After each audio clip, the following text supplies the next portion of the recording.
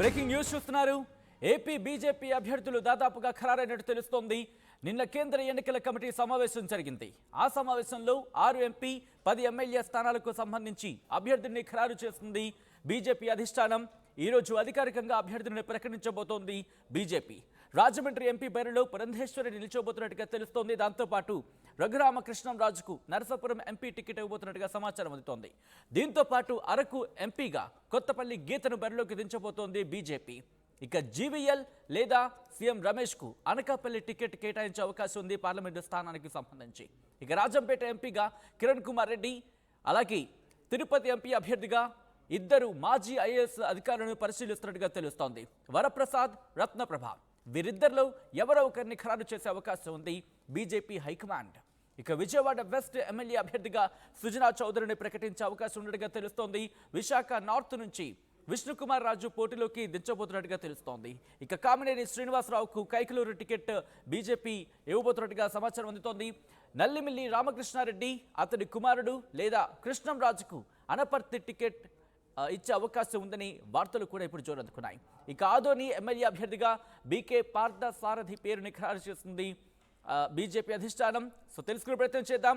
ఏం జరగబోతోంది, ఏ సమయానికి ఆ లిస్ట్ రిలీజ్ అయ్యే అవకాశం ఉంది, ఇంకా ఎటువంటి పేర్లు రిలీజ్ అయ్యే అవకాశం ఉంది, ముఖ్యంగా కన్ఫర్మేషన్గా ఏ స్థానాలకు సంబంధించి భారతీయ జనతా పార్టీ దాదాపు ఫైనల్ స్టేజ్కి వచ్చిన పరిస్థితి.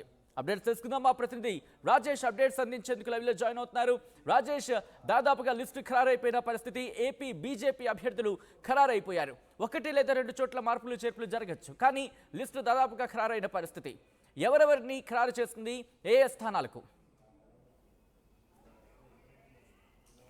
అంటే 10 స్థానం పొత్తులో భాగంగా టీడీపీ, జనసేన, బీజేపీ పొత్తులో భాగంగా 10 అసెంబ్లీ స్థానాలు, 6 పార్లమెంటు స్థానాలని కేటాయించారు. ఈ నేపథ్యంలోనే 10 అసెంబ్లీ, 6 పార్లమెంటు స్థానాలకు సంబంధించినటువంటి కసరత్తు చాలా రోజుల నుంచి భారతీయ జనతా పార్టీ చేస్తుంది. తాజాగా 5 రోజుల కిందట ఆంధ్రప్రదేశ్ బీజేపీ అధ్యక్షురాలు పురంధేశ్వరి ఢిల్లీ వెళ్లారు. అక్కడే 5 రోజులు ఉండి అభ్యర్థులకు సంబంధించి కసరత్తు పూర్తి చేసినట్టు తెలుస్తుంది. సాయంత్రానికి లిస్టు 10 అసెంబ్లీ స్థానాలకు సంబంధించి 6 పార్లమెంటు స్థానాలకు సంబంధించినటువంటి లిస్టు ప్రకటించబోతున్నట్టు తెలుస్తుంది. సిఈసి అంటే Bharatiya Janata party election committee సమావేశం కూడా ముగిసింది కాబట్టి పూర్తిగా కసరత్తు కూడా పూర్తి చేశారు. 10 అసెంబ్లీ స్థానాలకి 6 పార్లమెంటు స్థానాల అభ్యర్థులను కూడా ఖరారు చేశారు. లిస్టు సాయంత్రం రిలీజ్ అయ్యే అవకాశం ఉంది. ఒకసారి ఎమ్మెల్యే అభ్యర్థులకు సంబంధించి చూస్తే కనుక ఎచ్చెర్ల, శ్రీకాకుళం జిల్లా ఎచ్చెర్ల చూస్తే కనుక ఎచ్చెర్ల నుంచి ఆ పార్టీకి సంబంధించి ఎచ్చెర్ల జిల్లా, శ్రీకాకుళం జిల్లా, విజయనగరం జిల్లా, శ్రీకాకుళం జిల్లా సంబంధించినటువంటి నడికుడి ఈశ్వరరావు, ఎన్వీఆర్ అంటారు. ఈయన ఎన్వీఆర్ అని షార్ట్ కట్లు పిలుస్తుంటారు. ఈయన జిల్లా పార్టీ బీజేపీ జిల్లా పార్టీ అధ్యక్షుడు ఉన్నారు. నడికుడి ఈశ్వరరావు పేరు ఎచ్చెర్లకు వెళ్ళింది. అయితే టీడీపీ మొన్నటి వరకు ఈ సీటు కోరినప్పటికీ ఇప్పుడు టీడీపీ కాకుండా పొత్తులో భాగంగా భారతీయ జనతా పార్టీకి వెళ్ళింది. కళా వెంకట్రావు మొన్నటి వరకు అక్కడ టీడీపీ ఇన్ఛార్జిగా ఉన్నప్పటికీ ఇప్పుడు బీజేపీకి వెళ్లడంతో నడికుడి ఈశ్వరరావు పోటీ చేయబోతున్నారు. ఇక అరకు వ్యాలీకి సంబంధించి పొంగిరాజు, ఎస్టీ కాన్స్టిట్యున్సీ ఇది, అరకు వ్యాలీ పొంగిరాజుకి కేటాయిస్తున్నారు. ఇక విశాఖ జిల్లా విశాఖ నార్త్ మొదటి నుంచి ఊహించిన పేరు విష్ణుకుమార్ రాజు. 2014 నుంచి 19 వరకు అప్పుడు పొత్తులో భాగంగా విష్ణుకుమార్ రాజు ఎమ్మెల్యే గెలిచారు. తర్వాత 2019లో విడిగా పోటీ చేసి ఓడిపోయిన విష్ణుకుమార్ రాజు విశాఖ నార్త్ కేటాయించారు. ఇక అనపర్తి చూస్తే కనుక అనపర్తి ఆల్రెడీ టీడీపీ తన మొదటి లిస్టులో అనపర్తిని ఇన్ఛార్జిగా ప్రకటించింది. అక్కడ అభ్యర్థి నల్లిమిల్ల రామకృష్ణారెడ్డిని మాజీ ఎమ్మెల్యేని టీడీపీ ప్రకటించింది. ఇప్పుడు ప్రకటించిన స్థానంలో ఇప్పుడు బీజేపీ సీటు కోరుతున్న నేపథ్యంలో టీడీపీ ఆల్టర్నేటివ్ నియోజకవర్గం చూసుకునే అవకాశం ఉంది. అనపర్తిలో కృష్ణరాజు పేరు వినపడుతుంది. కృష్ణరాజు లేకపోతే నల్లిమిల్లి రామకృష్ణారెడ్డి తనయుడికే బీజేపీలో జాయిన్ అయ్యి ఆయన కుమారుడికే అనపర్తి సీట్ ఇచ్చే అవకాశం అయితే ఉందని తెలుస్తుంది. ఇక కైకలూరు కామినేని శ్రీనివాసరావు అతని ముందు 2014 నుంచి 19 వరకు ఎమ్మెల్యే గెలిచారు. మంత్రిగా కూడా, ఆరోగ్య శాఖ మంత్రిగా కూడా కామినేని శ్రీనివాస్ పనిచేశారు. ఇప్పుడు కూడా కైకలూరు సీటు కామినేని శ్రీనివాస్కి వెళ్ళిపోతుంది. ఇక విజయవాడ వెస్ట్ నియోజకవర్గం ఒక షాక్గా అని చెప్పాలి. నేను సాయంత్రం వరకు కూడా అడ్డూరి శ్రీరామ్ లేకపోతే గొలగల రవికృష్ణ వీళ్ళిద్దరు పేర్లు వినపడ్డాయి భారతీయ జనతా పార్టీ తరఫున. అనూహ్యంగా సుజనా చౌదరి, కేంద్ర మాజీ మంత్రి, బీజేపీ నేత, రాజ్యసభ సభ్యులు సుజనా చౌదరి పేరు దాదాపుగా విజయవాడ వెస్ట్ నియోజకవర్గానికి ఖరారైనట్టు తెలుస్తుంది. ఇక జమ్మలమడుగు చూస్తే కనుక కడప జిల్లా జమ్మలమడుగు ఆదినారాయణ రెడ్డి సొంత కాన్స్టిట్యున్సీ. గతంలో ఈయన మంత్రిగా కూడా పనిచేశారు టీడీపీలో, అంతకుముందు వైసీపీలో కూడా ఎమ్మెల్యే గెలిచి. ఈ నేపథ్యంలో అక్కడ ఆదినారాయణ రెడ్డికి ఇస్తారనే ప్రచారం జరుగుతున్నా కానీ ఆదినారాయణ రెడ్డి తనకు వద్దు, తన కుమారుడు రూపేష్ రెడ్డికి జమ్మలమడుగు సీటు ఇవ్వాలని భారతీయ జనతా పార్టీ అధిష్టానం కోరారు. కాబట్టి ఆయన రూపేష్ కుమార్కే జమ్మలమడుగు సీటు బీజేపీ అధిష్టానం ఖరారు చేసినట్టు తెలుస్తుంది. ఇక బద్వేలు, ఉమ్మడి కడప జిల్లా సంబంధించి బద్వేలు చూస్తే కనుక రోషన్న పేరు వినపడుతుంది. ఆయన టీడీపీ నుంచి నుంచి బీజేపీలో చేరే అవకాశం ఉంది. టీడీపీలో ఉన్నారు ఆయన రోషన్న, లేదా పనతాల సురేష్, అంటే పనతాల సురేష్ మాజీ బీజేవైఎం జాతీయ కార్యదర్శి ఉన్నటువంటి పనతాల సురేష్ పేరు కూడా బద్వేలు వినబడుతుంది. ఇక ధర్మవరం వరదాపురం సూర్య అని మొన్నటిదాకా ప్రచారం జరిగింది, ఆయనకే టికెట్ ఖరారైపోయిందనే ప్రచారం జరిగింది. కానీ అనూహ్యంగా వరదాపురం సూర్యకి కాకుండా సత్యకుమార్ యాదవ్ బీజేపీ జాతీయ కార్యదర్శి అయినటువంటి సత్యకుమార్ యాదవ్ పేరు ప్రస్తుతం వినపడుతుంది, ఆయనకే సీటు కేటాయించే అవకాశం ఉంది. ఇక ఆదోని, ఉమ్మడి కర్నూలు జిల్లా ఆదోని నియోజకవర్గానికి సంబంధించి డాక్టర్ బీకే పార్థసారథికి కేటాయించే అవకాశం ఉంది. డాక్టర్ బీకే పార్థసారథికి ఆదోని ఖరారు చేసే అవకాశం ఉంది. ఇక్కడ ఇంకొక ట్విస్ట్ కనబడుతుంది. ఆదోని బీజేపీకి వెళ్తే ఆలూరులో ఏంటి పరిస్థితి అనే ఒక టెన్షన్ కనబడుతుంది. ఎందుకంటే ఆలూరులో టీడీపీలో 5 వర్గాలు ఉన్నాయి, 5 వర్గాలని కాదని కొత్త వర్గానికి ఇస్తారు, 5 వర్గంలో ఒక వర్గానికి సీట్ ఇస్తారనేది చూడాల్సిన అవసరం. ఒకవేళ అక్కడ ఏదైనా పంచాయతీ కనుక పెద్దదైతే కనుక డాక్టర్ బీకే పార్థసారథిని ఆలూరుకి పంపించి బీజేపీ ఆలూరు కూడా ఇచ్చే అవకాశం ఉంది. ఈ 2 నియోజకవర్గం ఆదోని కానీ ఆలూరు కానీ, ఈ రెండిట్లో డాక్టర్ బీకే పార్థసారథి కన్ఫర్మ్ అయ్యే అవకాశం ఉంది. ఇక 6 పార్లమెంటు స్థానాలు చూస్తే కనుక అరకు చూస్తే కొత్తపల్లి గీత మాజీ ఎంపీగా పనిచేశారు వైసీపీ హయాంలో. అరకు కొత్తపల్లి గీత ఆమె దాదాపుగా ఖరారయ్యారు. అనకాపల్లికి సంబంధించి అనకాపల్లి జీవీఎల్ లేదా సీఎం రమేష్, వీళ్ళిద్దరిలో ఒక పేరు ఖరారయ్యే అవకాశం ఉంది. సీఎం రమేష్ కూడా రేసులో ఉన్నారు అక్కడ.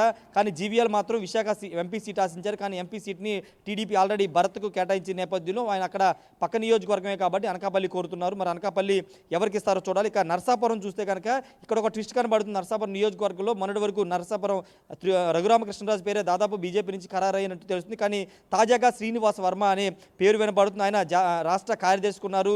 అంటే వాజ్పేయి హయాంలో నుంచి భారతీయ జనతా పార్టీలోనే కొనసాగుతున్నటువంటి శ్రీనివాస్ వర్మ ఇప్పుడు అక్కడ పార్లమెంటుకు సంబంధించినటువంటి కార్యాలయం ఓపెన్ చేసుకోవడంతో పాటు అక్కడ పని చేసుకుంటున్నారు. తనకి ఎంపీ టికెట్ ఖరారైందనే ఆయన కూడా తన వర్గీయుల వద్ద చెప్పుకుంటున్న నేపథ్యంలో శ్రీనివాస్ వర్మ ఆర్ఎస్ఎస్ బ్యాక్గ్రౌండ్ ఉన్నటువంటి వ్యక్తి కావడంతో నర్సాపురం రఘురామకృష్ణరాజు కాదని శ్రీనివాస్ వర్మకి వెళ్ళే అవకాశం ఉందని కూడా ప్రచారం జరుగుతుంది. దానికి క్లారిటీ సాయంత్రానికి వచ్చే అవకాశం ఉంది. ఇక రాజమండ్రి పురంధేశ్వరికి కేటాయించబోతున్నారు. విశాఖపట్నం అనుకున్నారు కానీ అక్కడ భరత్ టీడీపీకి ఇవ్వడంతో ఇప్పుడు రాజమండ్రి పురంధేశ్వరికి ఇచ్చారు. దానికి ప్రధాన కారణం ఏంటంటే రాజమండ్రి 2014 నుంచి 19 వరకు మాగంటి రూప కమ్మ సామాజిక వర్గం మాగంటి మురళీమోహన్ కోడలు మాగంటి రూప గెలిచారు, మహిళా అభ్యర్థి కావడంతో ఇప్పుడు పురంధేశ్వరి రాజమండ్రి ఎల్లందోడ కూడా కమ్మ సామాజిక వర్గం కొంత పిచ్చింగ్ ఉంటుంది కాబట్టి దాంతోపాటు మహిళ కావడంతో రాజమండ్రిని పురంధేశ్వరి ఎంచుకున్నట్టు తెలుస్తుంది. ఇక తిరుపతి సంబంధం చూస్తే కనుక తిరుపతి ఇద్దరు మాజీ ఐఏఎస్లు పోటీ పడుతున్నారు. తాజాగా ఈరోజు బీజేపీలో జాయిన్ అయినటువంటి మాజీ ఎమ్మెల్యే మాజీ ఎంపీ వరప్రసాద్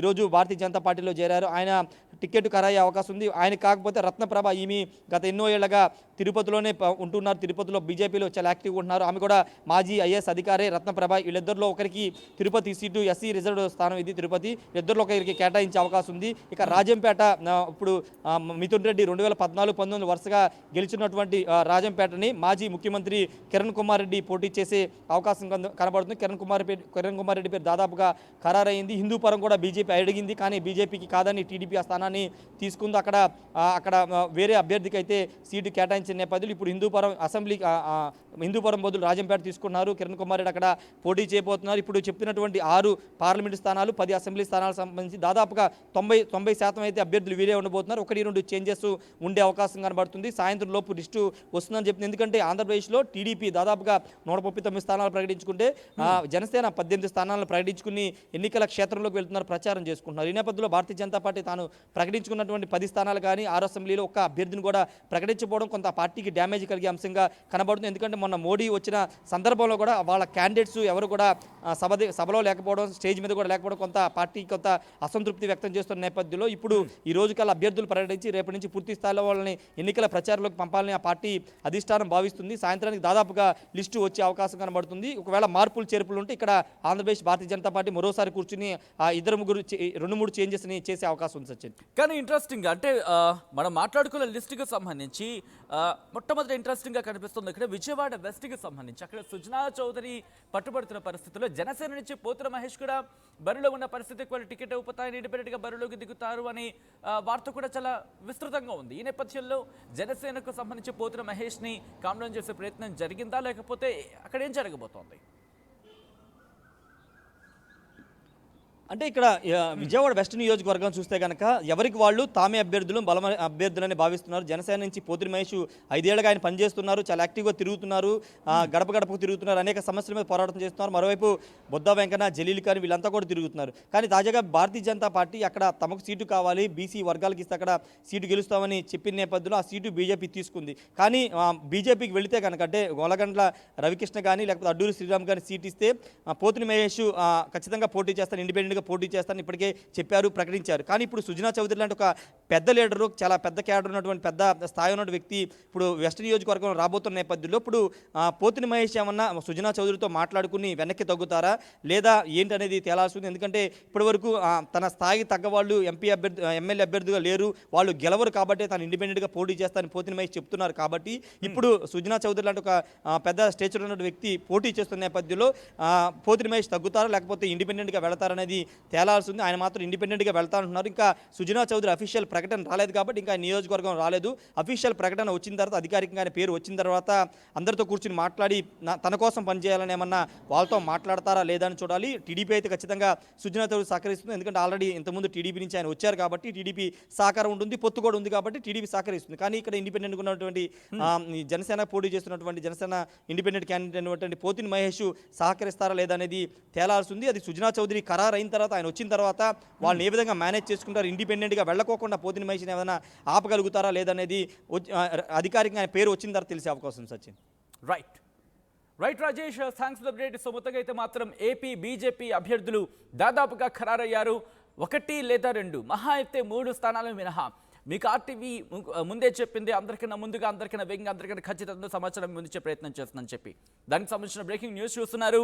ఎస్, ఇదే అంశానికి సంబంధించి 1 లేదా 2 లేదా 3 మహా అయితే 3-4 స్థానాల మినహా దాదాపుగా ఇవే పేర్లు ఖరారయ్యే అవకాశం కనిపిస్తోంది. నిన్న కేంద్ర ఎన్నికల కమిటీ సమావేశం జరిగింది. 6 ఎంపీ 10 ఎమ్మెల్యే స్థానాల అభ్యర్థులని ఖరారు చేసింది బీజేపీ అధిష్టానం. ఈరోజు అధికారికంగా అభ్యర్థులని ప్రకటించబోతోంది. రాజమండ్రి ఎంపీ బరిలో పురంధేశ్వరి, రఘురామకృష్ణరాజుకు నరసాపురం ఎంపీ టికెట్ కేటాయించినట్టుగా తెలుస్తోంది. ఇక అరకు ఎంపీగా కొత్తపల్లి గీత పోటీ చేసే అవకాశం ఉంది. జీవీఎల్ లేదా సీఎం రమేష్కు అనకాపల్లి ఎంపీ టికెట్ కేటాయిస్తారు అనే మాట కూడా వినిపిస్తోంది. రాజంపేట ఎంపీగా కిరణ్ కుమార్ రెడ్డిని, మాజీ ముఖ్యమంత్రి కిరణ్ కుమార్ రెడ్డిని బరిలోకి దించబోతున్నట్టుగా సమాచారం అందుతోంది. తిరుపతి ఎంపీ రేసులో 2 మాజీ ఐఏఎస్ అధికారులు ఉన్నట్టుగా తెలుస్తోంది. ముఖ్యంగా వరప్రసాద్ లేదా రత్నప్రభలో ఎవరో ఒకరిని ఖరారు చేయబోతున్నట్టుగా తెలుస్తోంది బీజేపీ హైకమాండ్. ఇక విజయవాడ వెస్ట్ ఎమ్మెల్యే అభ్యర్థిగా సుజనా చౌదరికి టికెట్ ఇవ్వబోతున్నట్టుగా సమాచారం అందుతోంది. విశాఖ నార్త్ నుంచి విష్ణుకుమార్ రాజును పోటీలోకి దించబోతున్నట్టుగా తెలుస్తోంది. కామినేని శ్రీనివాసరావుకు కైకలూరు టికెట్ ఇవ్వబోతున్నట్టుగా సమాచారం అందుతోంది. ఇక నల్లిమిల్లి రామకృష్ణారెడ్డికి ఆల్రెడీ అక్కడ టికెట్ కేటాయించిన పరిస్థితి టీడీపీ. అయితే ఒకవేళ బీజేపీ నుంచి కనుక అక్కడ టికెట్ వెళ్ళాలంటే ముఖ్యంగా దీనికి సంబంధించి అనపర్తి టికెట్ ఆల్రెడీ నల్లిమిల్లి రామకృష్ణారెడ్డికి కేటాయించిన సందర్భం ఉంది. కాబట్టి టీడీపీ నుంచి ఒకవేళ బీజేపీ కనుక అది కోరితే నల్లిమిల్లి రామకృష్ణారెడ్డి కుమారుడు అక్కడ బరిలోకి దిగే అవకాశం ఉంది. లేకపోతే కృష్ణం రాజుకు సంబంధించి టికెట్ ఇచ్చే అవకాశం కూడా అక్కడ కనిపిస్తోంది. ఇక అలాగే ఆదోని ఎమ్మెల్యే అభ్యర్థిగా బీకే పార్థసారథి పేరుని దాదాపుగా ఖరారు చేసింది. 1 లేదా 2 చోట్ల మినహా మహా అయితే 3 అంతే, అంతకన్నా ఎక్కువగా స్థానాలు మార్చే అవకాశం ఉన్నట్టుగా సమాచారం అందుతోంది. సో ఇది సాయంత్రం అఫీషియల్గా అనౌన్స్మెంట్ వచ్చే అవకాశం కనిపిస్తోంది. సో చూద్దాం మరి ఎవరెవరి పేర్లు దాదాపుగా ఖరారు చేయబోతుంది, ఇక అక్కడ ఈక్వేషన్స్ ఎలా మారబోతున్నాయి అనేది వెయిట్ చేసి చూద్దాం.